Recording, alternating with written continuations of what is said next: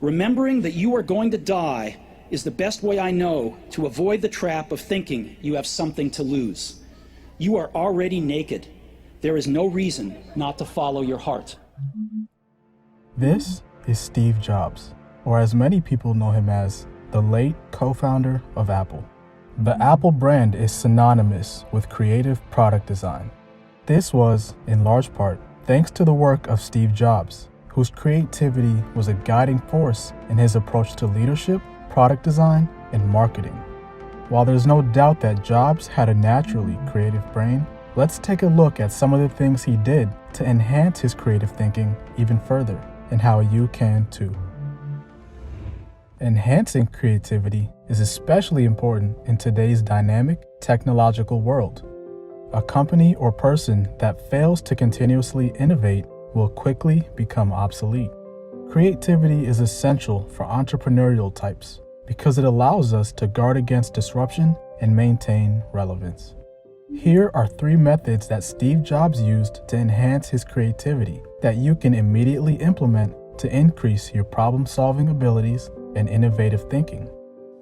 Number 1, creative diversity. After dropping out of college, Steve Jobs decided to only pursue classes that interested him.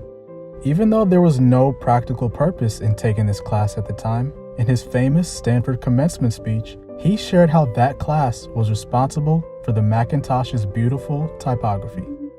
So I decided to drop out and trust that it would all work out okay. It was pretty scary at the time, but looking back, it was one of the best decisions I ever made. Because I had dropped out and didn't have to take the normal classes, I decided to take a calligraphy class to learn how to do this. I learned about serif and sans serif typefaces, about varying the amount of space between different letter combinations, about what makes great typography great.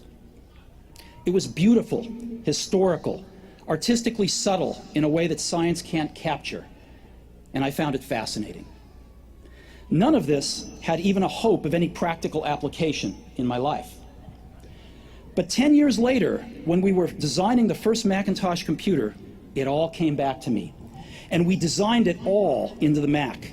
It was the first computer with beautiful typography. If I had never dropped in on that single course in college, the Mac would have never had multiple typefaces or proportionally spaced fonts. And since Windows just copied the Mac, it's likely that no personal computer would have them. Steve Jobs once also said, "Creativity is just connecting things.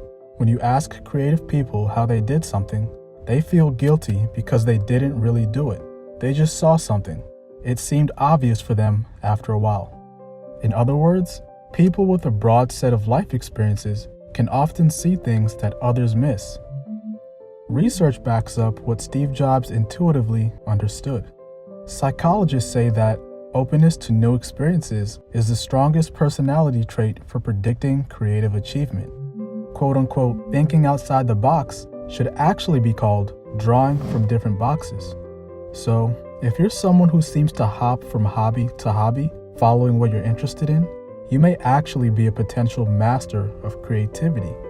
And while most people say that an open mind is commonly only developed in early adulthood, everyone can choose to explore new experiences, no matter how old you are.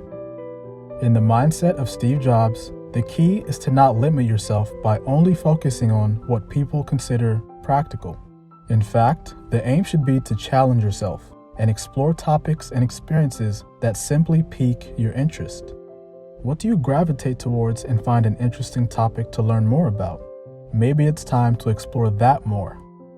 It might seem random at first if it appears to have no real application in your life, but you never know when the new knowledge or skill might come in handy.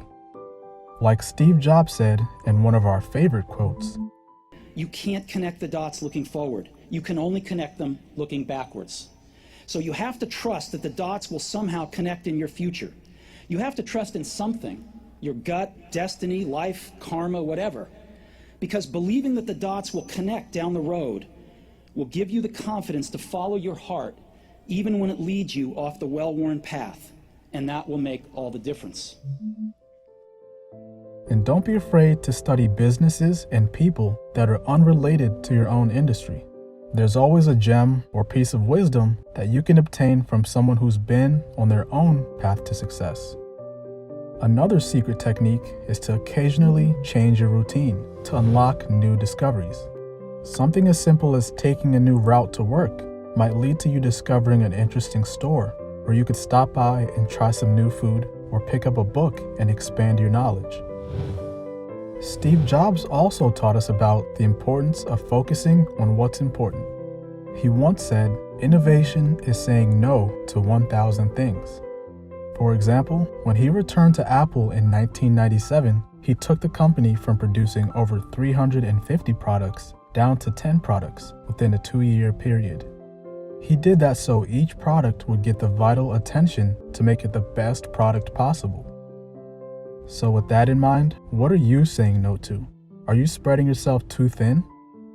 While it is beneficial to juggle a variety of interests, it has to be balanced with the discipline to say no to what could become a distraction from your top priorities and goals. Number 2, walking. In his autobiography, we learn that Steve Jobs often took brainstorming walks with others. But why did he prefer walking instead of the more traditional office meeting?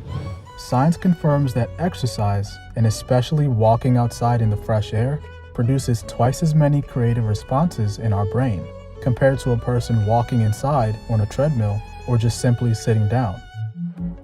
When you're focused on a task and working on completing a goal, you're usually using the decision-making part of your mind.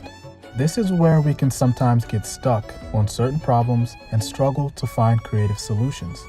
But those aha moments usually come back when you take a break from a task and engage the creative part of your mind by allowing for more mind-wandering activities like daydreaming. We dove deeper into this idea in our Leonardo da Vinci video, so check that out if you want to learn more. Both Steve Jobs and Facebook's Mark Zuckerberg have both been known to have quote-unquote walking meetings. And maybe you've paced back and forth on occasion as a way to come up with ideas.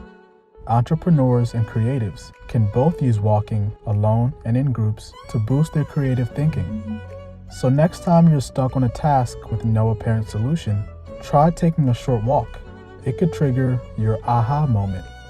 But if walking outside isn't an option for you, another way to engage your creative mind is taking a short break from being task-focused to allow yourself time for relaxation and daydreaming. Number 3, meditation. After dropping out of Reed College, Steve Jobs spent a few months in India, where he discovered and embraced Zen Buddhist meditation practice. He was so immersed with Zen that he considered moving to Japan. Steve Jobs once told his biographer, Walter Isaacson, "If you just sit and observe, you'll see how restless your mind is. If you try to calm it, it only makes things worse. But over time, it does calm. And when it does, there's room to hear more subtle things. That's when your intuition starts to blossom, and you start to see things more clearly and be in the present moment more."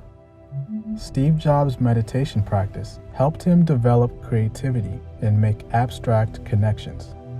Meditation encourages more diverse thinking, a process of allowing many new ideas, which is a key part of creative innovation because you start to entertain the less quote-unquote logical and realistic ideas that might just be crazy enough to change your life for the better.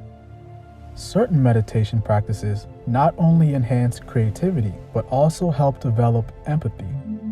Despite his reputation of being hard to work with, Steve Jobs' empathy with customers gave him insight into delivering what they wanted, even if the customers weren't able to describe what they desired. We can all practice mindfulness meditation to enhance our creativity, increase emotional intelligence, and reduce stress.